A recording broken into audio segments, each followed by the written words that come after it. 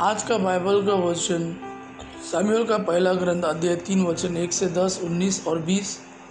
और आज का सुसमाचार सन मार्कुस के अनुसार अध्याय 1 वचन 29 से 39। सामुएल का पहला ग्रंथ अध्याय 3 वचन 1 से 10, 19 से 20।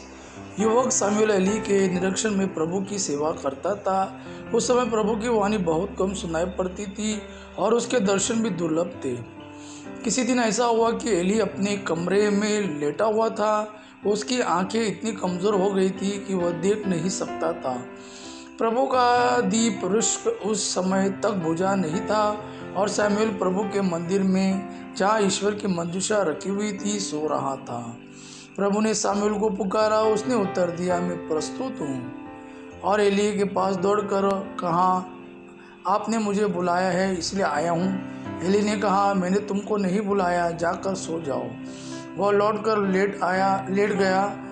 प्रभु ने फिर शमूएल को पुकारा। उसने एली के पास जाकर कहा, आपने मुझे बुलाया, इसलिए आया हूँ। एली ने उत्तर दिया, बेटा, मैंने तुमको नहीं बुलाया, जाकर सो जाओ। शमूएल प्रभु से परिचित नहीं था। प्रभु कभी उससे नहीं बोला था। प्रभु ने तीसरी बार शमूएल को पुकारा। वह उठकर एली के पास गया और उससे कहा, आपने मुझे बुलाया, इसलिए आया हूँ।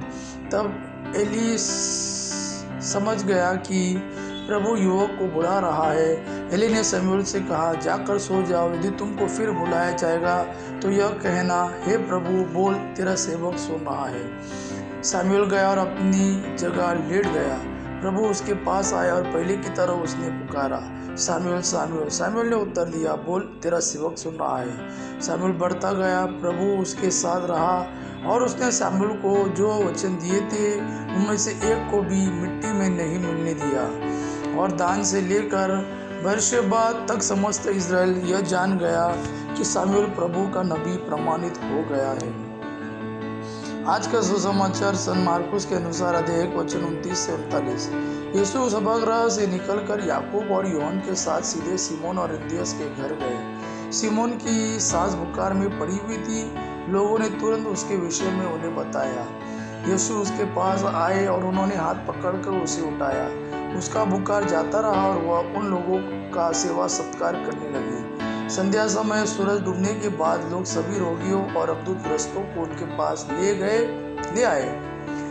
सारा नगर द्वार पर एकत्र हो गया। यीशु ने नाना प्रकार की बीमारियों से पीड़ित बहुत से रोगियों को चंगा किया और बहुत से अब्दुतों को निकाला।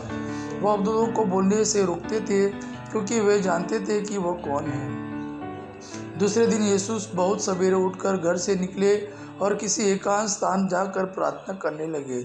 सिमोन और उसके साथी उनकी खोज में निकले और उन्हें पाते ही यह बोले, सब लोग आपकी को खोज रहे हैं। यीशु ने उन्हें उत्तर दिया, हम आसपास के कस्बों में चले, मुझे वहाँ भी उपदेश देना है, इसलिए तो आया हूँ। और वह उनके सभागृह में उपदेश देते हुए और अब्दुतों को निकालते हुए सारी गलीलिया में घूमते रहते थे।